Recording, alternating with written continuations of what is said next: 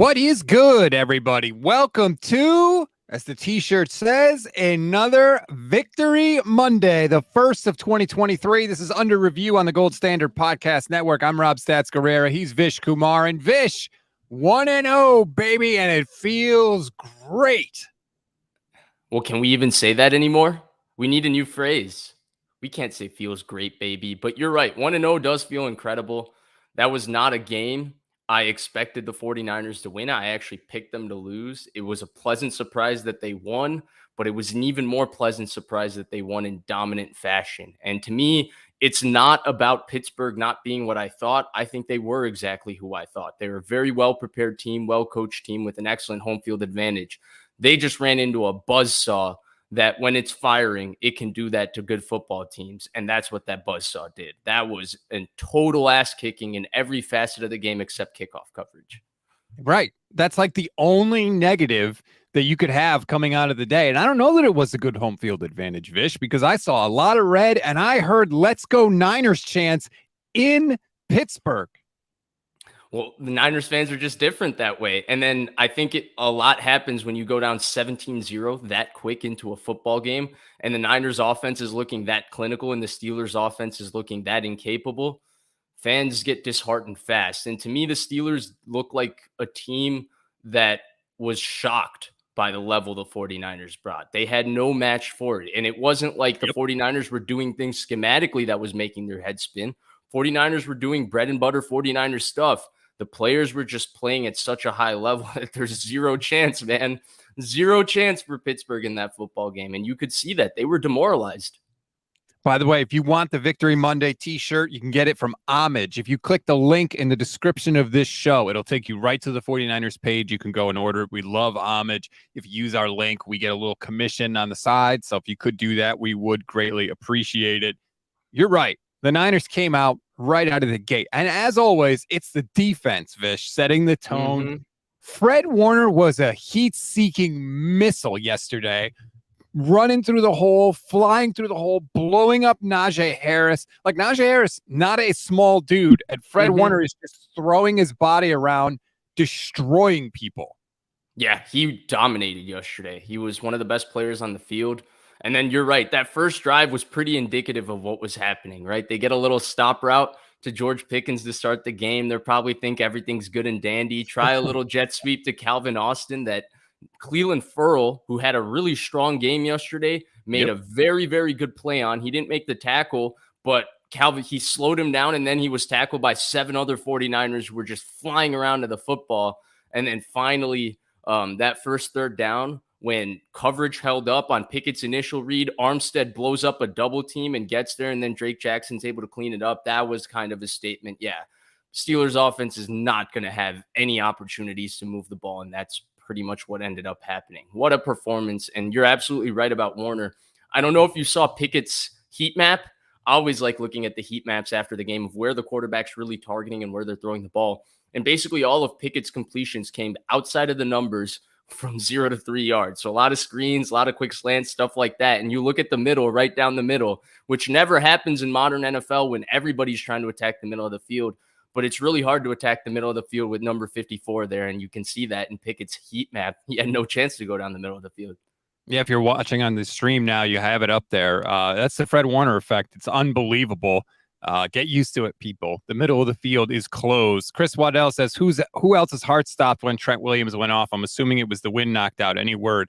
Yeah, he was holding his ribs, which made me scared because that's an injury that could linger. And then like 2 snaps later, he was back in. So, I mean, that made me feel good. It made me feel good in general that Kyle, after the game, said the only injury they had was Ambry Thomas getting checked for a concussion, which he did not have.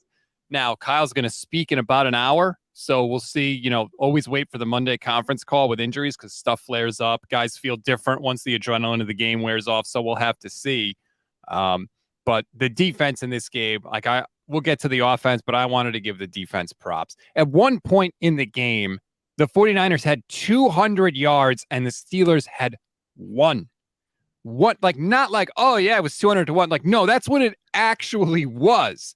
200 to 1. It was as dominating a first half as I have ever seen the 49ers play in the Kyle Shanahan era. Like, they were all over it. They smothered the Steelers. They couldn't get a first down. Their first down was their final drive of the second quarter. Yeah. And it's funny because I feel like the entire week we talked about Nick Bosa, right? And Nick Bosa is going to play. Nick Bosa is going to play. And they smothered them with Nick Bosa being Nick Bosa, but he didn't have the kind of game where you feel Nick Bosa's effect on every play. Like Eric Armstead to me, and he didn't show up on the stat sheet. He dominated yesterday. He dominated in the run game. He dominated in the pass game, and he didn't show up in the stat sheet. Drake Jackson, I think, got 2 sacks that were a product of Eric Armstead's initial pressure, but he got the 3 sacks. But I thought that he dominated. Greenlaw was terrific. Warner was awesome. You mentioned him. And then, yeah, this defense is unbelievable. And I like Kenny Pickett. I think he's a pretty decent quarterback. A lot of people were telling me, see, Kenny Pickett sucks and all that. My takeaway is, dude, what quarterback that plays against this defense that's not named Patrick Mahomes or Josh Allen in the last 4 years has looked good? We come out of saying Dak Prescott sucks, Geno Smith sucks, Aaron Rodgers sucks. That's what we keep saying. It's time to start saying not that these quarterbacks suck. They're good. This defense is historic. It's special. It's incredible. If you don't have an elite quarterback or an elite play caller, this is what's going to happen to your offense against this defense, right? Like McVay may be able to pull some things out of his hat next week, although who knows, because the Niners generally play well against the Rams. But like we saw Josh McDaniels, who I think is an elite play caller, put up points against the Niners defense last year. But if you don't have either one of those things, and maybe both, this is what's going to happen to you. You are not going to move the ball with any kind of consistency. And with Drake Jackson too, one thing he's really good at, he doesn't have like a ton of pass rush moves, but he's awesome athletically and in space. So when the quarterback gets pushed to his side, like we saw multiple times yesterday, he's not getting away from him. Like Drake Jackson, for a guy his size especially, he can move laterally, he can change direction very quickly, and he's going to get a lot of those kind of like cleanup type sacks. Yeah, 100%. And I'm glad you brought that up with the cleanup type sacks, because he did have a lot of cleanup sacks. And I think a lot of people were expecting Drake Jackson to be this explosive, bendy edge rusher that gets around the edge, kind of a la D Ford, but he's not that. Like in that mold, though, of a guy who wins with speed and bend around the edge. And he hasn't really been that so far, but he hasn't had to be that. Rod, the one thing I wanted to mention about Drake Jackson is his rush level. He never got around or above the quarterback, which always allowed him, when the quarterback was able to push through the pocket or escaped out the edge, he was always at the same level of the quarterback then to come and make the tackle. And that was really essentially all 3 of his sacks.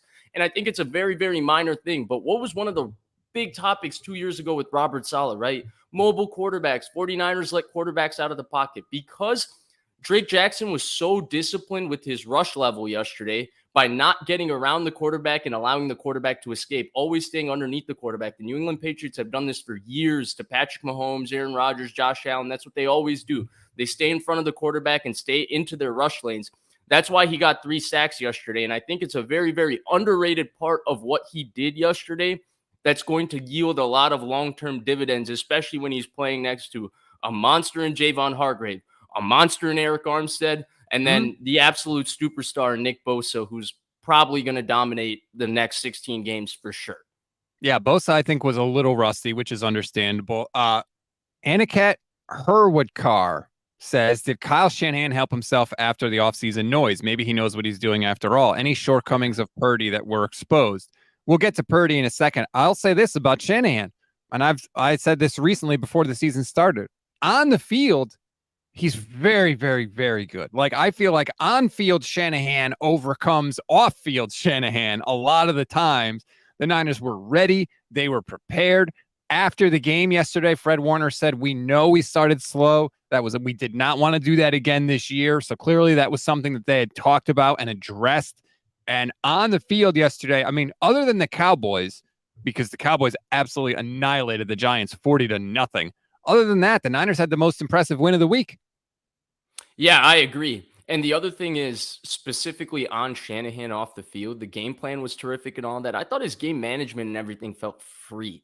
It felt like we talked about this, Rob, from the conception of this show in the inception of the show, excuse me, we started off, I think, week 4 or week 5 of last year. So we already got into the bulk of Jimmy Garoppolo, and it was during the 3 and 4 time. And we would have conversations like Shanahan calls the game for Garoppolo like a coach who's expecting his quarterback to throw the game for him. And he's always trying to protect his quarterback from doing that. How free was he yesterday calling the game? He felt like he could do whatever he wanted. It felt like there was great flow, great rhythm to the play calling. Everything had a sense of purpose. He didn't really need to force anything or do something very, very schematically unique with a bunch of motion and misdirection to create a big play, because the offense was just on time and on schedule within the scheme. And that was beautiful to watch, really good to watch. And that's specifically credit to Brock Purdy for not only allowing Shanahan to have that trust in him, but then going out and executing everything to the point that the offense was just working and working and working and working. And the last thing I wanted to mention as we get into Purdy, specifically, his movement, Rob, was awesome. Like, this defensive line is fast. This defensive line is good. And the fact that they really couldn't run him down, to me, Rob, there's only one defensive line in the NFL that's going to be able to run him down. Like, his movement is going to cause problems for every team in the NFL except for the one team. And it's the one team they'll play week 5 that played last night. That's the only team with the team speed to run this guy down. Otherwise, nobody's going to have an issue. I mean, when he's shaking Minka Fitzpatrick's out of his boots and spinning around left and then tucking the ball sidearm and flicking it to Deebo Samuel and makes a great hands catch diving, oh, he's in a different zone. Like, that's his elite skill. We always talk about, like, what do you do that's elite? I always said Jimmy Garoppolo's elite skill was QB sneak, because it was. He, like, never failed at it ever. That's Brock's. Minka Fitzpatrick is one of the most athletic freaks in the NFL. He's a safety. He comes flying through unblocked and he touches air. Brock Purdy spins out of it and gets the throw off. And instead of that being a throwaway, a sack, an incompletion, a negative play, it turns into a first down, not even just a positive, but a first down for the 49ers.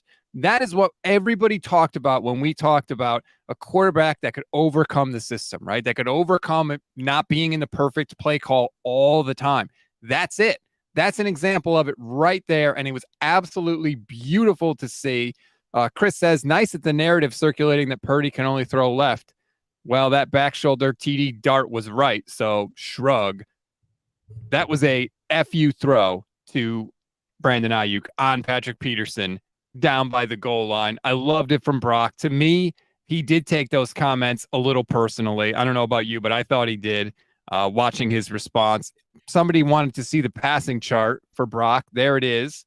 So I'll throw that up. Wedge Antilles said, where was Purdy's target chart? Pretty even distribution, Vish, don't you think? Yeah, 100%. I didn't know that there was a narrative that he can only throw left. I think Grant started that narrative, actually. Oh, I see. Okay. I'm going to go back maybe and look at some of his passing charts, some of his metrics, but I don't necessarily remember that. But I know that Grant probably has a reason why he was saying that. So yeah, he has a reason. All right. I'll bring that up with him on Wednesday. Here's what I like from Purdy. If you look at the chart, though, only 3 passes behind the line of scrimmage and 13, I think, passes 10 or more yards down the field. So I absolutely love that. And you mentioned it earlier. I can't believe I haven't mentioned it. You were talking about the trust and the freedom that Kyle Shanahan has, right? We saw it. First possession of the year. They're going down the field. 4th down comes up. Do they bring in Moody? What do? Do they punt it?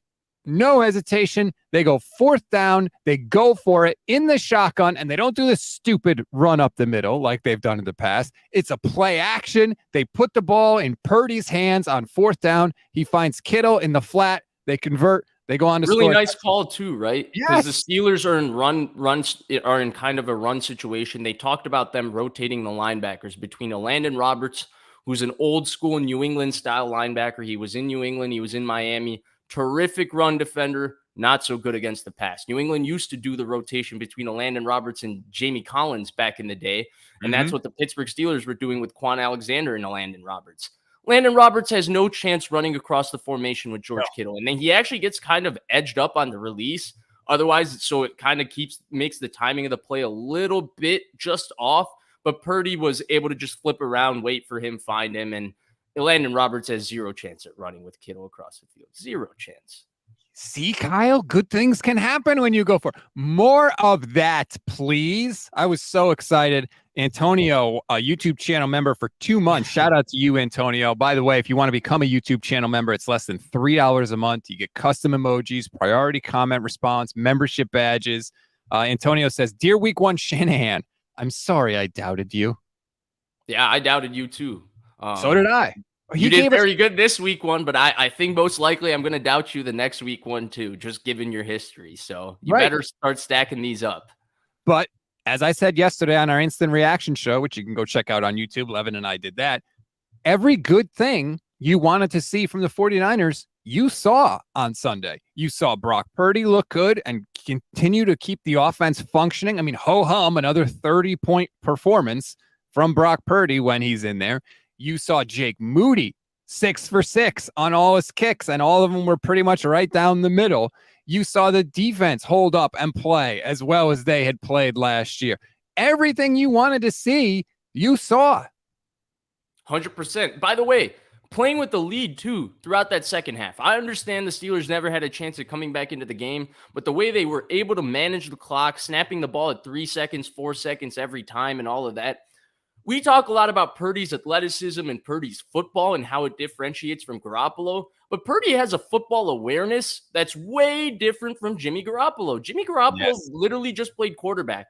Brock Purdy has an understanding of this game, scoreboard, where they are on the field, how much time's left in the game, what they need to do to win the game. And I think, in fact, I said this yesterday in my post game with the coach. You can check it out on my channel as well. Make sure you check it out on the Gold Standard podcast as well with Rob and Levin. But I said that I think Brock Purdy's game management and his awareness of, hey, what the clock is and all of that helps Shanahan, who sometimes gets a little bit stuck into what the next play is instead of, oh, hey, there's this much time left in the clock and all of that. So I think that was fantastic. The 3rd and 12 run, to me, is one of the most underrated plays in the game. That was a really, really, really good play.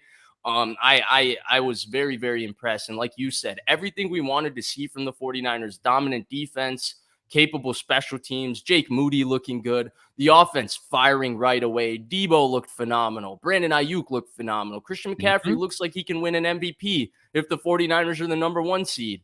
And then when you look at everything like that, I even thought protection held up fine because they were able to stay out of obvious pass situations. And when they did, I mean, TJ Watt's a special football player, but even with 3 sacks, they didn't let him wreck the game, which to me is a win. Nonetheless, it was an all-around ass kicking. It was a phenomenal performance. It's the kind of performance we have expected to see from the 49ers the last 3 week 1s, and we have gotten a letdown in some capacity, right? The 2021 after COVID was pretty brutal against Kyler Murray and the Cardinals at home. The 2021 was a great start against Detroit, and then they kind of threw that game away, giving us a very uneasy feeling at the end. Last year was terrible versus Chicago, monsoon or not. There were 3 quarters in that game that they could have dominated it. They were way better than that football team, and they didn't.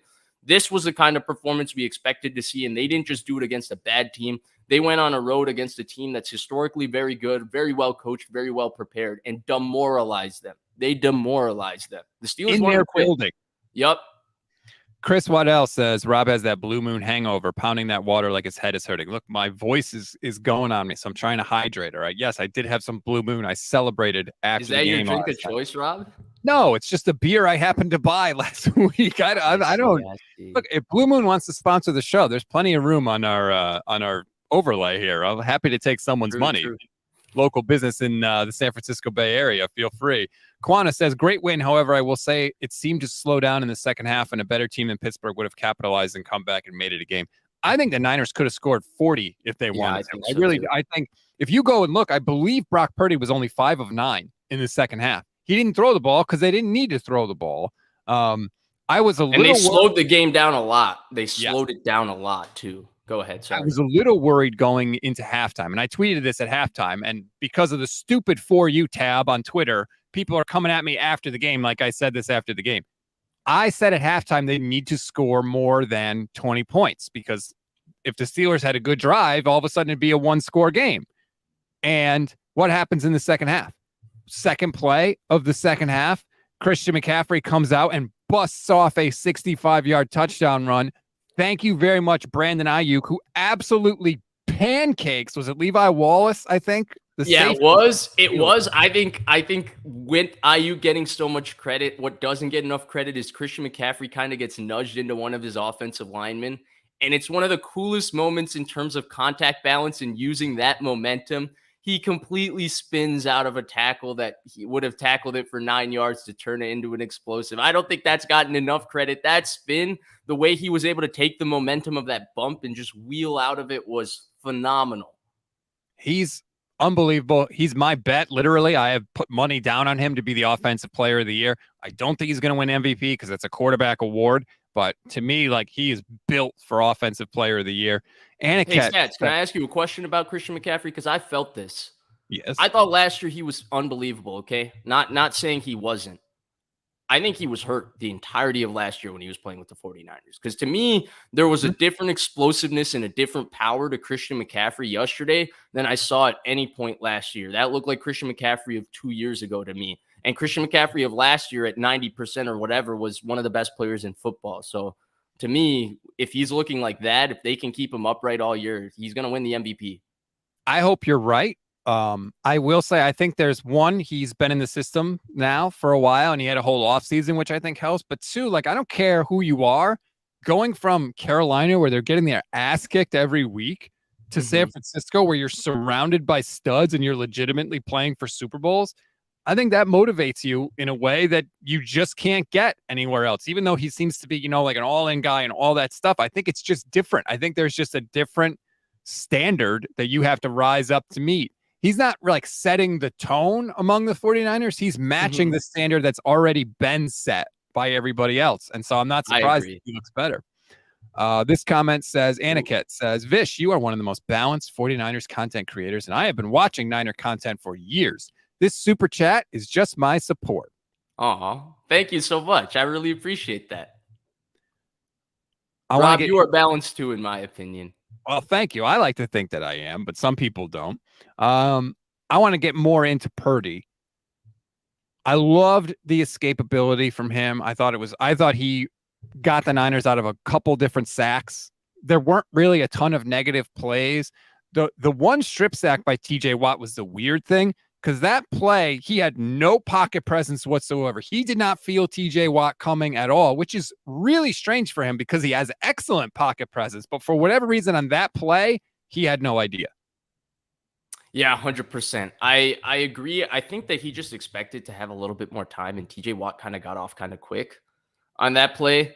Now, while we're on TJ Watt and Brock Purdy, we do got to mention the fumble recovery is one of the most unbelievable plays in that entire football game. Unbelievable. It's one of the most unbelievable plays in the entire football game. Like, the way he recovered that fumble was insane. It goes back to the Jimmy versus Brock, that football awareness and IQ and just that reaction time in that moment to be like, oh crap, I fumbled this. Let me go get this ball. And I need this ball. And to go get it was unbelievable. But I don't know. Rob, I think that with Brock Purdy, I think that a lot of people are looking for it to look a certain type of way, and you're never going to get that look. Like, for example, yesterday I was watching Rams Seahawks, right? And Stafford made like 12 throws that I don't know that how many quarterbacks in the NFL are going to make that throw. It's never going to look like that with Brock Purdy. But yesterday, to me, it went back to Brock Purdy just completely executing the offense and just being on time and on schedule. And I felt like at the end of last year, we got away from that a little bit with Brock Purdy, which brought up some of the concerns because he started to freelance a little bit more. He started to get outside of the pocket. So all the things we talked about last year for a guy coming off of a torn UCL and all of that, we didn't see any rust, anything like that. And all the things we talked about last year, hey, he never climbs the pocket. He's running out the backside of the pocket too much. Sometimes he should just stay in there and make a throw. Sometimes it's there. Just take the throw and move forward and all of that. He did every single one of those things yesterday. To me, if he plays the way he played yesterday, there's no question to me that the 49ers can win a Super Bowl with him at quarterback. It's never going to have the look of what Stafford looked like yesterday, but the offense is going to have as long as the offense has the efficiency that it had yesterday, and he threw the ball about as accurately as I've ever seen him throw it. He was pinpoint on just about every throw with both his ball placement and his accuracy as well. And so to me, if he can do those things, Rob, as long as he can keep this offense on time and on schedule, and he can play on time and on schedule, Shanahan is just so good at scheming it up that things will be available. These weapons are so good that things will be available. So yes, I do think that like it was a great performance for Brock Purdy, but I don't think it was just that because of the statistics. To me, how he played said a lot for if he can play like that, that's really important for the 49ers. He has unshakable poise. He's never Unshakable. rattled. For a guy, especially this, he's still just 23 years old. He went into Pittsburgh. He didn't really have a lot of like true road games last year down the stretch because of the 49ers schedule. Philly was one, but he was, injured early in that game, so we never really got to see it. This was a true road game, and he was not rattled at all. Started 10 of his first 12 for 114 yards and 2 touchdowns in the game. And I think you're right. As Randall says, I like 30 points a game, Brock. It's never going to, there are some throws and that he's just never going to be able to make because he does have physical limitations, but he also shouldn't really need to make those throws that often because of Shanahan, because of the people around him and the setup that is there for him. So, like I saw Grant, like, oh, Brock Purdy didn't have any tough throws yesterday. He didn't need to have any tough throws. The throw to Ayuk is a tough throw. That's tight coverage. It's a back shoulder fade. That's a tight window throw from 20 yards. And Ayuk made a phenomenal catch, but he put that ball exactly where it's got to be. It's a big time throw. I like the trust in Ayuk. Brock said after the game, I knew I was going there. The only question was if Ayuk beat him off the line, I was going to throw it deep. If there was contact and Ayuk didn't beat him, I was going to throw it back shoulder, which he did, and he put it right on the money, 50-50 ball. You trust Ayuk not to let Peterson intercept it. And it was fantastic. And as Gurman points out, he climbed the pocket well on that play. Brock did a very good job of that yesterday, Vish, stepping up in the pocket, getting vertical a lot of the time when the rush did come. I think he's talking about the second quarter off schedule when it was 17-0. And you're right. He did get right up through the pocket. He attacked the line of scrimmage. He got parallel, and then he threw a ball to Brandon Ayuk for like 20 yards. That one. That was very good. Yeah. But in general, if we're talking about like big time throws, like to me, that was a big time play by the quarterback. Spinning out a Minkah Fitzpatrick, rolling left, and then coming back across your body, shifting your arm angle. That's a big time play by the quarterback. So I don't know that I agree with he didn't make any big time throws or big time plays. If you're looking for him to make physically capable power throws standing in the pocket, well, then you're going to be right about him in every single game because he's not capable of doing that. But if you're going to actually objectively look at him and say what he did well, there were enough big time plays from him as a quarterback in that game, 100% for sure. Yeah, I agree with you. I know that Grant has talked about this, like the zip on his passes. He doesn't have a ton of zip on his passes, but they get where they need to go. Like, yeah, he doesn't throw any rocket balls, but you put up 30 points yesterday. You dominated and demoralized, as you said, Vish, which is a great word, the Steelers. I've seen Peyton Manning throw 50 touchdowns without any zip on his passes. Like, again, there are some throws that, yeah, you wish maybe there was more there that he might have to make in the future. He didn't have to make any of them on Sunday. He dominated, and it was fantastic to see. And he also threw the ball so accurately. The placement on a lot of those throws, like the intermediate throws to Ayuk and Deebo Samuel. There was one throw to Deebo Samuel that was very close to Cole Holcomb that Deebo Samuel did a very good job coming back to the ball and just ripping it away from him. That was the one that was maybe a little bit risky. But other than that, the accuracy of the football was pretty spot on every throw. Like, what throw was not where it was supposed to be, exactly where the receiver needed it? Again, there's a lot you can nitpick about Brock Purdy, and I certainly have been someone to nitpick Brock Purdy for sure.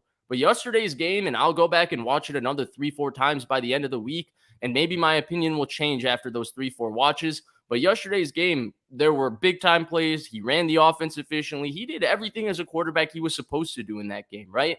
He didn't look like Dak Prescott, where in a blowout game, and I know it was raining and all that, but Dak didn't look how Dak usually looks in a blowout and all that. He didn't look so efficient. He was missing throws. He was a little erratic, all of that. Brock Purdy was about as efficient as you could be. Dak was like Jimmy Garoppolo when the Niners beat Carolina 51-7, where he didn't play so good, but the team dominated them. Purdy played well in a game that the team dominated. I have a feeling we're going to see some, like, people are going to say stuff about Brock during the weeks because it doesn't necessarily look like it does with other guys. It's going to give the Niners a lot of bulletin board material. Like Patrick Peterson, they said, what do you see in Brock Purdy before the game? And he said, well, it's a very quarterback-friendly system. Like, there's going to be a lot of that, which is fine because Brock hears it and he channeled it and he stuck it to Patrick Peterson. Shout out to Andrew McGurk, new YouTube channel member. Mike Scott said the ball takes forever to get there, but he's on target. Don't get caught up in how you want it to look versus what actually happens on the field, right? Like, I've seen a lot of pretty passes and laser passes get intercepted. So I think I'd rather take what we saw from Brock yesterday, which was a damn good performance. Damn good. 19 to 29, 220, 2 touchdowns, no interceptions. Eat it, Patrick Peterson. You're not that Patrick Peterson comment to me is just so funny. It's not that it. Go ahead. Well, no, like he said after the game, well, I got my hands on 2 passes. I just didn't catch them. Well, when you promise you're going to catch one, Patrick, you kind of have to do it. And like, congratulations, you knocked the pass down. That's your job. You also got roasted by Brandon Ayuk in the end zone so badly that you fell down. See, people like you are why athletes never give us honest answers. People like you. The guy was honest before the game, okay? He said something, but you know what? He talked how athletes actually feel in the back of their mind. If you asked all the Niners players and you put them on a lie detector, I'm sure they would have told you, hey, we know exactly what Pittsburgh's offense is going to do. We know what they're going to do to us. Now, they're not going to say that to the media because people like Rob Guerrera, if they're wrong or something goes wrong or Sunday, are just going to eviscerate them for it. I like that Patrick Peterson said that. He took it.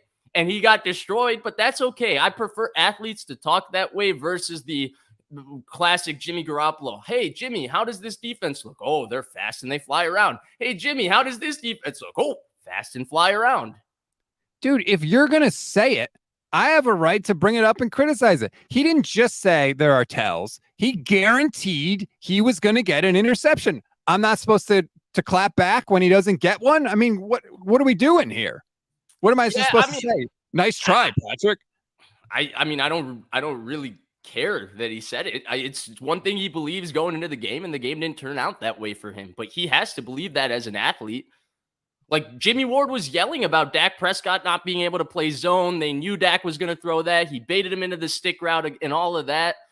Like, they know what's coming. They know what's coming. They're prepared for it and all of that. Sometimes it happens on the field. Sometimes it doesn't. But if we don't let them talk that way, and we just go like that, then it gives us less things to talk about. You know what I mean? Like, you can talk the talk, but just walk the walk, man. I don't care that, sure, you could say I'm not criticizing him for saying it, but when it doesn't happen and when you personally get made to look foolish, you better believe I'm going to talk about it. Absolutely. I'll see if we can get Vish back. Chris Waddell says arm strength / zip is less important when you're decisive, on time, and accurate. I totally agree. Arm strength lets those quarterbacks get away with being late. 1,000%. I agree with all of that.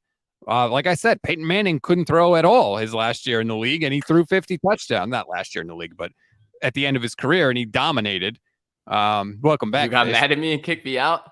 I didn't kick you out. I don't know how. I would never kick you out. Anikit's back. He or she says, when can we start thinking Super Bowl? Right now.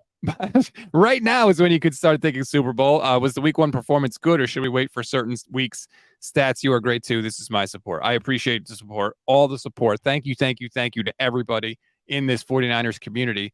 I mean, I don't know about you, Vish. I'm thinking Super Bowl or bust before the season began, and now that's in like overdrive now. Well, it's clear the Niners are thinking the same thing. They know what their job is. I think part of our frustration is that we have had the expectation the last 2 years and don't start the season looking like a team that's fully wired into doing that. They get to that at some point over the course of the season, but they don't start that way. This is fantastic. They look wired in. They look ready for 17 weeks. And Rob, to me, that's the only question, because the one thing with the 49ers is sometimes we see the level go like this and this. And I think that's why people get frustrated, because it's not the games they lose. They haven't lost that many times over the last course of the last 2 years. It's who they lose to and how they lose. They lose to teams they have no business losing to, beating themselves essentially. And to me, that's the only thing I'm really taking away from this game and looking forward to with this team. It's not that they can't. I don't think they can play like this. I think they're fully capable of playing like this. Everybody thinks they're fully capable of playing like this. But to me is, can they keep that consistency? Because the difference between this week 1 and the other week 1s is they've beaten themselves in the other week 1s. They didn't do that today, and I would hope to see that continue over the course of the season. It's football. On any given Sunday, you're always going to have sometimes where you're going to have your level drop and all of that. The Niners always play hard, but I'm hoping that the discipline and the consistency remains where they don't beat themselves in some ugly games, because that's really the bigger concern for me. And this was a game that I predicted that would happen, and I was totally wrong. They didn't do that, and that was phenomenal to see. I want to get to this comment. Us 24 Ever LLC says, everyone was wide open. The 49ers beat a non-playoff team. He beat Kenny Pickett. Those things don't happen by accident, though, dude. The reason the 49ers had everybody wide open was because Kyle Shanahan broke the Steelers' defensive system. That's the plan going in. If everything goes right, that's what happens. Like, it wasn't like this, everything just happened to these people. The 49ers had a game plan. They executed it, and they destroyed the Steelers.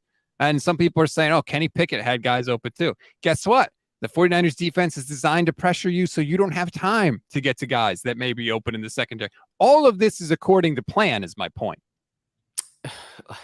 Like, we don't know if the Steelers are a non-playoff team. I picked them to make the playoffs this year, so I believe they're a playoff team. I didn't. 2, you don't? No.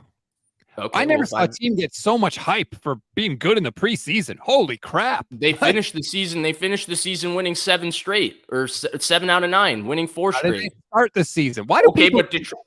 Well, that's what happens every offseason, dude. The Niners in 2017, when they won 5 in a row, they were the most hyped team going into 2018. Same thing with the Bucks the year before that with Jameis Winston, Mike Evans. The year after that, I mean, every year a team gets that hype.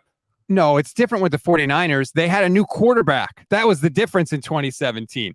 They had a young quarterback that finished the season playing okay.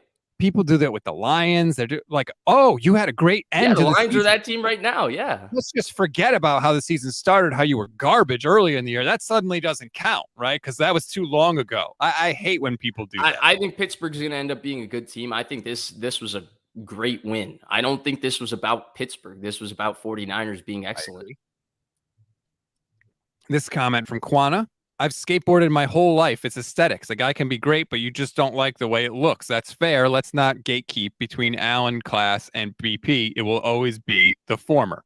Yeah, it's not going to look like Josh Allen. They have totally different play styles, but that's okay. That's not the only way to do it. You don't only have to look like Josh Allen. You need a quarterback that can read a defense, deliver the ball accurately, and use his legs to escape and extend plays. That's what you need. And Brock Purdy has all of that.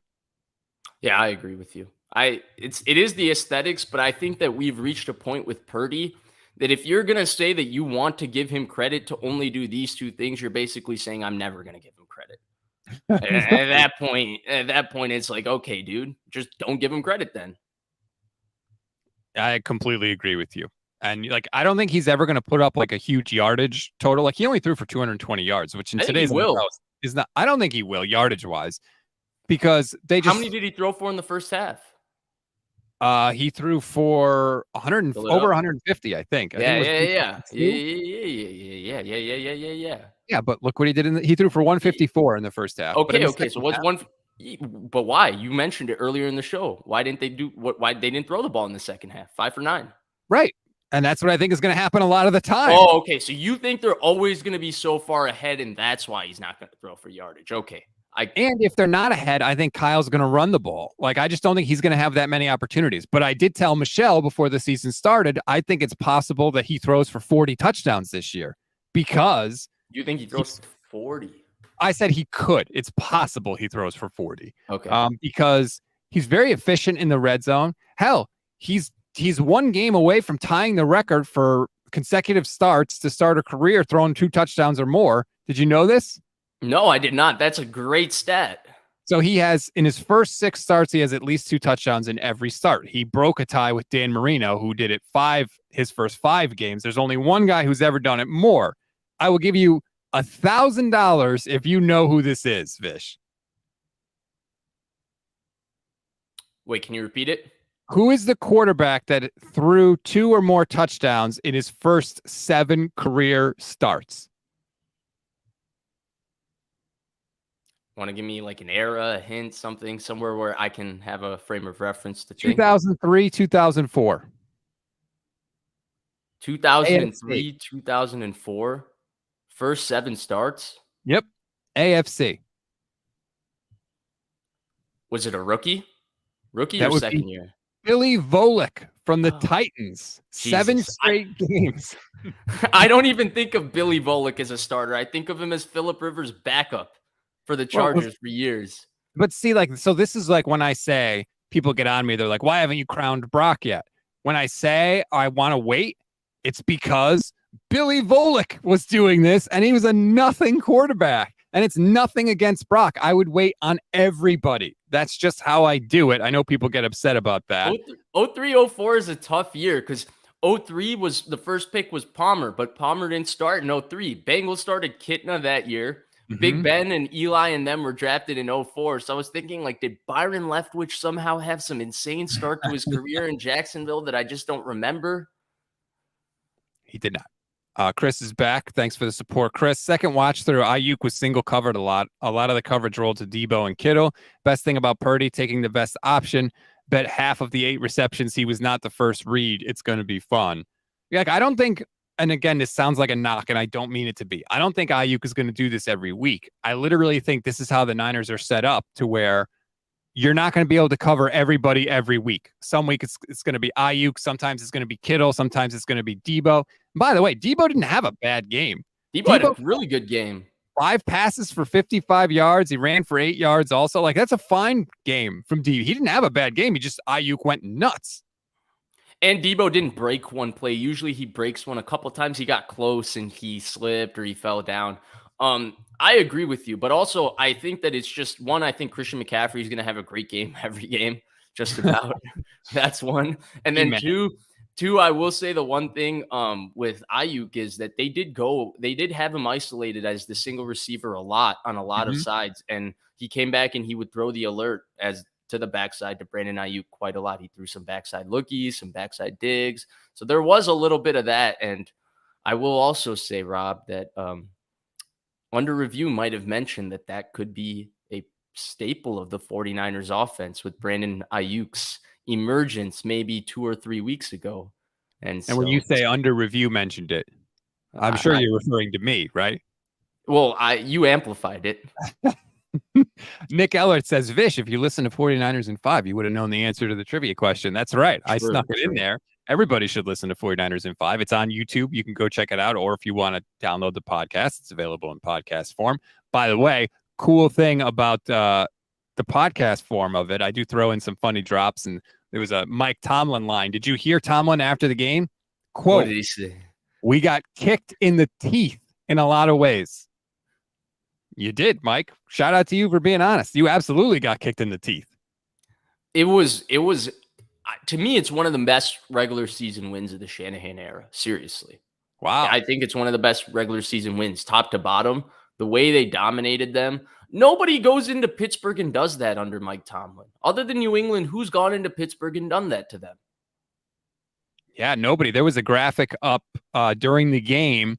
They hadn't been down by 17 points at home since the Cowboys did it to them in 1997, which was funny because Moose Johnston, who was calling the game, played in that game and had a touchdown. It was part of the reason the Cowboys were up. Yeah, he should stop calling Niners games, though, please. Well, guys are going to have to start to learn Brandon Ayuk's name. It's not Ayuk. It's Ayuk. And maybe he'll get that when he starts kicking everybody's butt. Couple things from the broadcast that caught my ear. As you know, I always like to listen. Did you hear the announcers talking about Deebo and the conversation that Kyle Shanahan had with Deebo Samuel after the season last year? Yeah, it was very different from how it got presented to us this offseason, right? It was presented to us this offseason as Deebo took it upon himself, and him and Shanahan were very emotional and all of that. But it seems like Shanahan basically sat with them for 2 hours and told him, yeah, you're if you continue this, yeah, you're just going to be the guy who had one strong season. And it sounds like Deebo, to his credit, despite making all of that money, signing a big contract, still had enough respect for his coach and enough motivation within himself for his career to really listen, take it to heart, internalize it. And he came back with a really strong offseason, was a team captain. I think that ultimately this story does credit both of them, Shanahan for being able to challenge one of his best players and Deebo for ultimately taking upon that challenge. But it sounds like that conversation was a little bit more direct and zesty than, or not zesty, a little bit more Spicy. spicy. There we go. Spicy. I like it. Than we expected. I agree with you. And I've heard that Kyle is a lot more like Belichick than people think in terms of like, hey, if you're not good anymore, like I'm done with you. I don't care. And if it doesn't matter if he is or if he's not. If the players believe that, like if you believe that as a player, and then Kyle Shanahan sits you down and says, hey, your career's going in the wrong direction, like supposedly the broadcast said that he did, it's not surprising that Deebo said, holy crap, I better pick it up. Because like, would you be shocked if Kyle had been like, dude, man, if you do that again, we'll make Ayuk the number one and we'll trade you and we'll be fine. You know? Right. So, and it's cool that to me, it's actually really cool that Deebo took it upon himself and responded to that challenge. Well, I mean, he shouldn't need that in the beginning. Like that's what I agree with that. I agree with that. But to his credit, he did do it. He did it. Drake Jackson did it, and Drake Jackson looks like a different player, so that's good. Like it's nice to know that these guys are, being professionals and picking it up a little bit. For me, the one thing I will say, because Drake Jackson just hasn't been paid. Once you're paid to look into yourself, I mean, Deebo Samuel, once he signed that contract, he's succeeded in the NFL at a different kind of level, right? He's just succeeded, like he's achieved everything he wants to achieve. For him to still look at it and say, I've gotten that contract, I've set up my family for life, but I still want to be such a great football player, and I wasn't happy with how things went, and my coach is really on me about it. I need to make sure I get into shape and all of that. One, I was not one of those people who was really crediting him for showing up for shape. I was like, dude, that's like crediting me for showing up to work. Like that's your job. Like do it. But at the same time, I do think from a human standpoint, it is impressive because it is easy to be hard-headed at the point, if you are at the point in your career where Deebo is, and to not be able to look within yourself and say, I have a problem, I need to fix it. Pretty impressive self-awareness for Deebo too. Wedge Antilles says Shannon Sharp has said that both Kyle and his father Mike have zero patience for players that do not produce. You don't say. Maybe that's why there was a quarterback that got traded to Dallas. Just ask the Dallas Cowboys about their third string quarterback. Right. I think we saw evidence of that. I was actually wondering at one point, like, are they going to get Trey Lance snaps in that game last night? Just to insult the Giants a little more. Like, hey, we'll put in Trey Lance, who's been with us for 10 minutes because it doesn't matter because we're kicking your butt.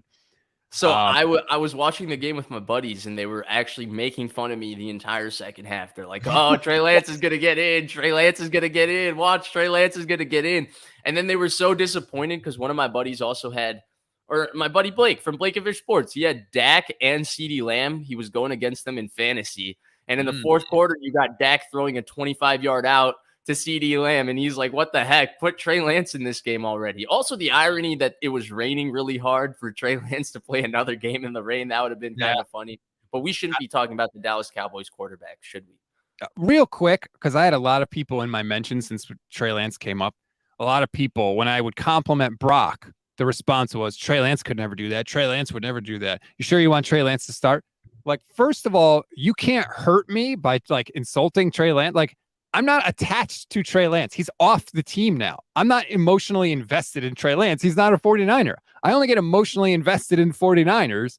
And also, like, shouldn't you just be happy that the quarterback, that only one that is here, because we know Sam Darnold ain't it, is playing well? Like, it's weird that, like, people still want to twist that knife, even though he's not even on the team anymore. He's not even a threat to Brock Purdy anymore. But you also never said that he should start over Brock Purdy. Yeah. I wanted to see Trey Lance start. Yes. Yeah, but not over Brock Purdy, right? You never said you wanted to see him start over Brock Purdy. You said you wanted him to be the – oh, you did? Yeah. This year, I wanted to see him start over Brock Purdy. Yeah. Because I didn't know that you said that, honestly. Oh, I said it. We've never unwrapped that package. Now the package is in somebody else's house. So it doesn't matter. Right. But I also said in preseason, I was rooting for Brock to be bad and Trey to be good so that Trey could start. But I also said, when the regular season comes, whoever the starting quarterback is, I'm going to be 1,000% supporting them because I am. All right, you know what though? Because you said that, you deserve to get a little bit of pushback from the fans. Come on, take it. You said that, you got to take it a little bit. Like, I'm taking it right now, dude. I said a lot of things about the Steelers winning this game and all of that. I was so wrong. I got to eat my L and eat all the criticism that comes my way for that one. I didn't know. I didn't know you said that. I'm sorry, Rob. You gotta get a little criticized. Oh, well, trust me, I got it after I said it. I said this before the season started. I got that criticism. Now it's like I'm getting it again. It's just weird to me. But again, it doesn't hurt me. I don't care. Like, Trey Lance is not my child. I'm not attached to him. He's on the Cowboys. It's just really, really weird. I will also say, just for the sake of accuracy, just because our conversation went a little bit anecdotal, Thomas Latrell does bring up a good point in the comment section that he was the ER QB, so he wouldn't have been able to get in without without the double injury anyway. Oh, Lance was? I didn't know that. Yeah. Because Cooper Rush got in at the end of the game, right? I saw that. Yeah, Cooper Rush did get in. One last thing, and this is like, I feel like this is just indicative of literally everything going right for the 49ers yesterday. The Rams went into Seattle and absolutely punked the Seahawks, put up 30 plus points on them. The Seahawks, and I'm trying to dig into let me see if I can dig into my bookmarks, because this stat was so unbelievable. I bookmarked it because I knew that nobody would believe me unless I absolutely saved it for later. And of course, now I can't find it when I need it. The Seahawks gained 1 first down in the second half. Did you watch the game? 12 total yards in the second half. It's their 13th fewest since 1991. The Rams didn't just win. They smoked Seattle, which is great for the 49ers because the Seahawks were seen as their biggest rival in the division. So now, instead of the Niners going into the Rams week like, oh, we're so good, the Rams are terrible, it's going to be like, hey, these guys just punked the Seahawks, who we think are going to be competing with us, so they're not going to have a letdown game. Yeah, and the thing with the Rams is they're really well coached, and that's what yesterday was. Their defense does not have that much talent to make the Seahawks offense look like that. And I know Tyler Lockett got banged up, but that wasn't the issue for the Seahawks offense. They got kind of punked by the Rams defense. Rams always play Seattle well, too. Niners, at least when Russell Wilson was the quarterback, didn't play Seattle well, but they've always played the Rams well. The Rams have always played Seattle very, very well, even though they don't play the 49ers well. And it was an excellent coaching performance from McVay and Raheem Morris. The second half was funny because the Rams defense that's not so talented was looking like the 2000 Baltimore Ravens to the Seahawks offense. And then finally, that was an example of what happens when you have a quarterback that plays at an unbelievable level. And that's what the Rams got from Matthew Stafford yesterday. Matthew Stafford stood in the pocket and made some throws to guys that, some people probably didn't hear of until they were catching passes yesterday. And he played unbelievably well. Now, I don't think he can do all of that against the Niners defense. That's way too tough of an ask for him to carry what he was carrying. He got a little bit more time in the pocket. That's not going to happen against the Niners defensive line. Eric Armstead, Nick Bosa, Javon Hargrave are going to hunt him down. Like, I don't think the Rams are going to be a problem for the Niners, even though they won that game. But it's nice that they did win that game for what you brought up with the Seahawks being projected as the bigger rival in the West. And then the one thing about the Rams is that it just shows that with McVay and Stafford, if you give, they might have a chance to break into that 7 seed or 6 seed in the playoffs, not because they're going to beat the good teams. I don't think they'll beat a Dallas or the 49ers or an Eagles, but all the mediocre teams in the NFC, they have a quarterback who can play at the kind of level that will allow them to beat those teams. And then they have a coach who will manage the game so perfectly and have the right plan and all of that they will beat some of the bad teams in the NFC, even though they don't have a lot of talent. McVay is a great coach. I know people got down on him last year because the Rams had a bad year. That's his only bad year. And he took over a garbage team. McVay is a really good coach. I think that's the perfect analysis. They're not going to beat a ton of great teams, but they're going to beat all the mediocre ones as long as Stafford is healthy. Yeah. Which is another enormous question. Yes. Although he did look much healthier than he was last year. Chris Waddell says the San Francisco Chronicle posted a Trent Williams snippet. Apparently, Trent was rooting for them, meaning the Steelers, to get a first down so that he could get a breather on the sideline because they went 3 and out on their first 5 possessions. And we never think of the offense getting tired in that scenario, but sure, he was like, damn, man, give me something. I actually didn't think of that either. That's pretty funny. That just to me puts into perspective how good TJ Watt is too. The effort he played with yesterday, the fact that he played all of those snaps and was still able to compete and all of that, And that's where I don't even blame McKivitz. A lot of people are, oh, McKivitz sucked. Get McKivitz out of here. All of that. I thought McKivitz had a fine game. The fact that TJ Watt didn't wreck that game tells you that the 49ers had a good game to me in terms of their offensive line, because TJ Watt could have wrecked that game single-handedly. I mean, he kind of did. I mean, he forced 2 fumbles. He had 3 sacks. He did his damnedest. I'll say that. Right. According to PFF, Colton McKivitz had 5 pressures allowed. Spencer Burford had 4. So the right side of the offensive line accounted for 9 of the total 15 pressures allowed. Right. Yeah. This just in. That's the weak spot. I mean, we all kind of knew that. Yeah. But I don't think that McKivitz is going to get beat as fast and as often as he got beat on Sunday. I think it's just a result of TJ Watt is a friggin' monster. I agree with you. Exactly my thought as well. Like, I don't like the Steelers probably have a top 5, 6, 7 front in the NFL. They'll look a lot better when they get to go up against some more mediocre fronts. Like when they get Arizona, right, even the Rams somewhat, the Giants for sure up front. I mean, the 2 guys inside for the Giants will give them issues, but on the outside, they'll be somewhat okay with the Giants. It's really Dallas. Dallas is the next team that's going to give this offensive line, like, oh my God, a problem, because that's a freaky defense for sure. And Dan Quinn is the man.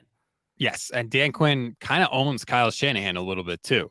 I don't want to get too far ahead of ourselves, but when you throw up the schedule, like I've done on the stream right now, you get the win at Pittsburgh in week 1, Rams, Giants, Cardinals. Those are the next 3.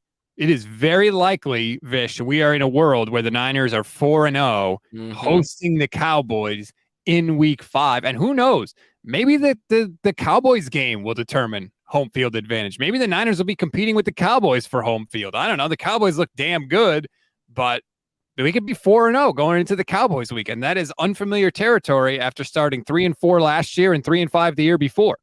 I agree, and I think they have to be, because after that, they don't really have gimmies on the schedule. I think Minnesota will be an easy game for them.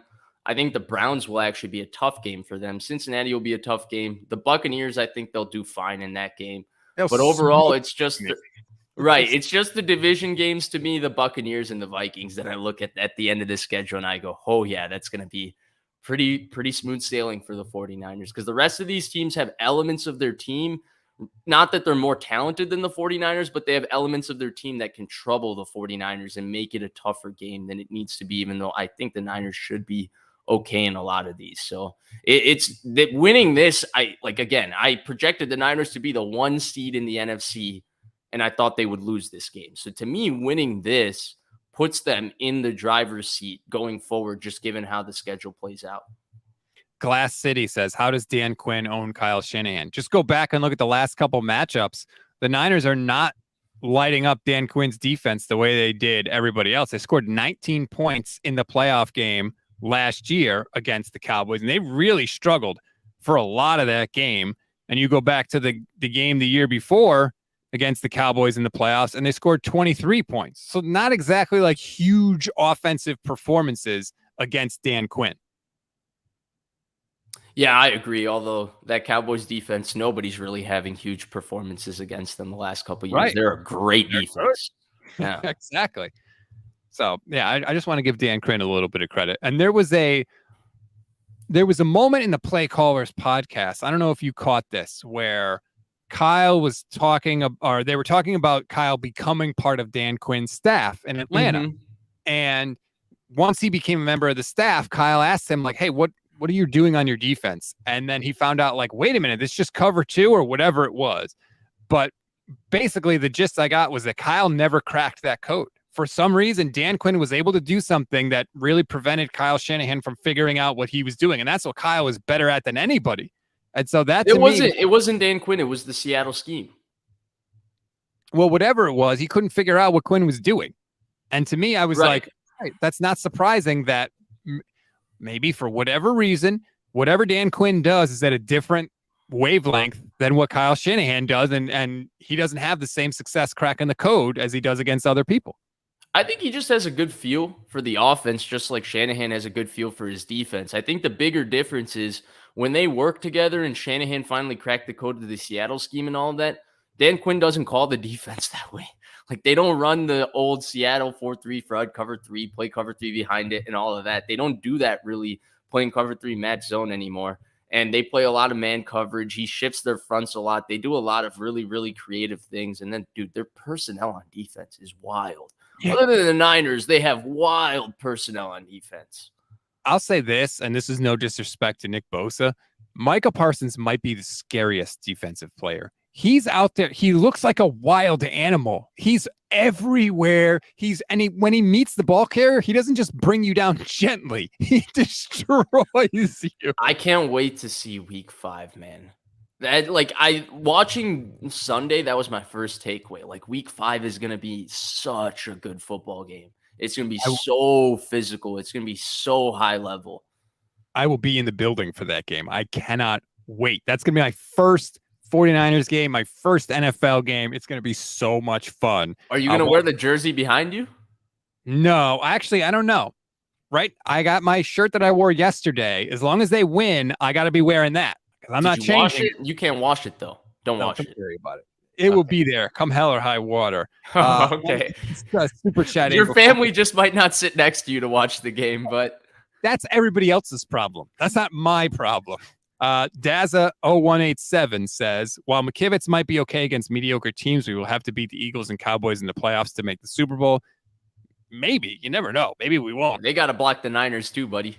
Right. And also, like, I've seen the Niners devise a way to hold up against Aaron Donald, who, it doesn't get much better than him on the defensive line. They won a do or die game 2 years ago with Tom Compton and Colton McKivitz as their tackles without on the road against the Rams. I guess that's not necessarily a road game for them because that turns into a home game every year, but still they did do that, right? And Trent Williams was hurt too. And so as long as Trent Williams is there, I feel like you can do a lot of things to help out Colton McKivitz in those kinds of games. And I think they will.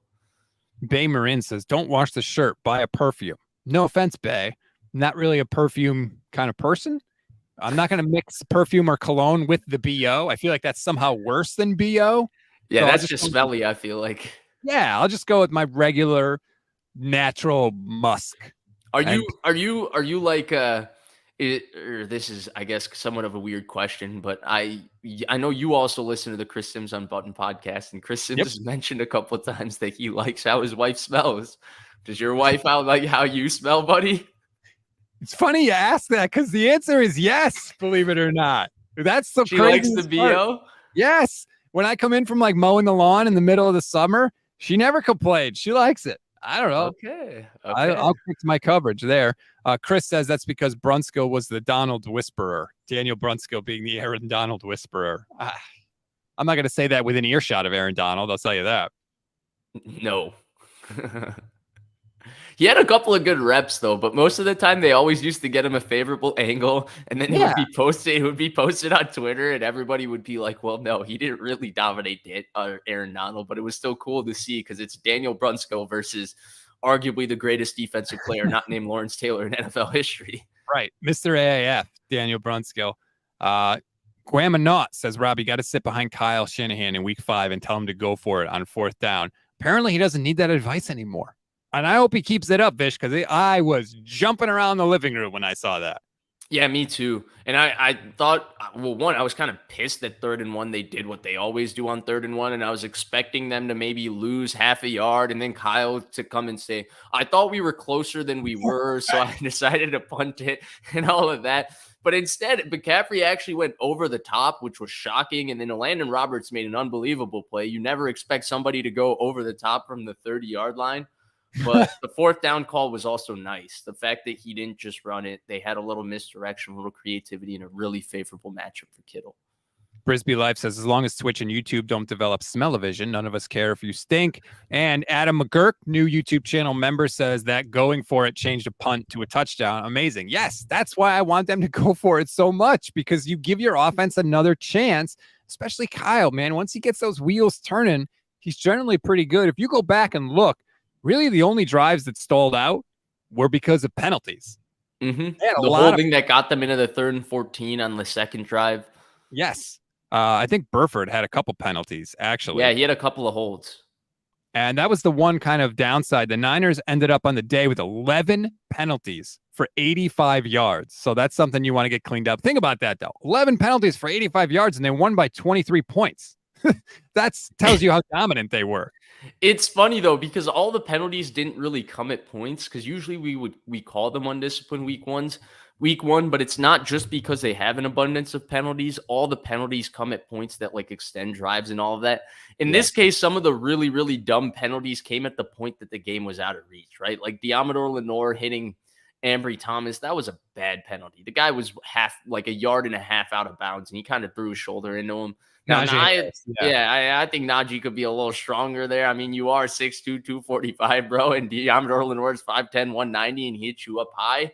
But, like, that was maybe one that was kind of bad. But otherwise, man, it was the penalties, they came, but they didn't come at any, like, point that ruined the game for the Niners or really screwed up a drive or really screwed up or really extended a Steelers drive. Well, that Lenore penalty. I mean, they had a first down anyway. They just moved them 15 yards forward. The problem is they hadn't gained 15 yards all day to that point, pretty much, other than that one run. By Najee Harris, touche. Daza says, how good do you think Brandon Ayuk can be this year? Superstar, top 10 receiver. If he gets the targets consistently and the balls are delivered accurately like Brock has been doing, he can be what we saw on Sunday. He has that ability. He never gets those targets in this offense, or he never gets the accurate footballs thrown his way in this offense. He has the ability. He has never had the opportunity. I think he will. I think we're going to see that this offense runs through him, Deebo, and Christian McCaffrey through the entirety of 2023. Yes, 2023 is the year. Well, I know I was about to say 17. I wanted to go all the way back there. Please don't. Those are dark, dark times. By the way, we didn't talk about this. How about the Mike Shanahan casually dropping in the Athletic that Kyle was going to give up the second overall pick? You know, it's funny. If they had lost this game, we would have talked about that for 15 minutes because we would have been so pissed off. And that pissed me off just reading it. And thank God that Dan Snyder hates Kyle Shanahan to the point that he doesn't want the second pick in the draft for a quarterback he wasn't willing to pay. But yeah, you could have had Patrick Mahomes if you're a Washington Commanders fan. All Dan Snyder had to do was actually return a phone call. Think of all the crap that could have been different for that damn franchise if they had another owner. That's wild. Ramelia Sports Report says, props Robin Vish. Brunskill was Donald's NFC Championship game gag doll. We got to talk about week 2, Ramelia. That was 2 years ago. We got to see what happens in week 2. Hopefully another 49ers victory, good, bad, or ugly. We will be here every Monday for you, 10 a.m. Pacific time. Make sure you like and subscribe to the Gold Standard Network YouTube channel and to Vish's YouTube channel. Just search Vish Kumaran on YouTube. It'll pop right up. Make sure you like and subscribe to both of them. Vish, enjoy the rest of your week, man. There's nothing like when your team wins because everybody's going to be talking nice about them all week long. I know. It's the best week. I'm so excited. Whenever the Niners win, my week's okay. I can't wait. I'm so ready to go to work and all that. The one thing I'll say I missed out on, and maybe I should have done it for the show just so that I could get the satisfaction. I miss going to school and going to college when I could walk around wearing a Niners sweatshirt or a Niners jersey, and I could feel on top of the world wearing that shit for the entire day. Like, let everybody know, yeah, like you had a crappy weekend. My football team won this weekend. Screw you. I had a great weekend and all of that. So I've missed out on doing that ever since I started working because it's not like I can just wear a Niners sweatshirt to work. And I'm work from home today. And so I need to find a different outlet to flex on people, but with my Niners gears. So I got to figure that out. Go to homage.com, click the link in the description, get some Niners gear, and then you figure out how to boast on people. I like that, Vish. I think you need a little more FU, for lack of a better term, when it comes to your 49ers fandom. You're too nice. All right. Okay. Thanks, Rob. Is it because I didn't want to yell at Patrick Peterson because I actually like that he talked like that and I want more athletes to talk that way? Well, yeah, kind of. Okay, fine. All right, we'll see you guys next week.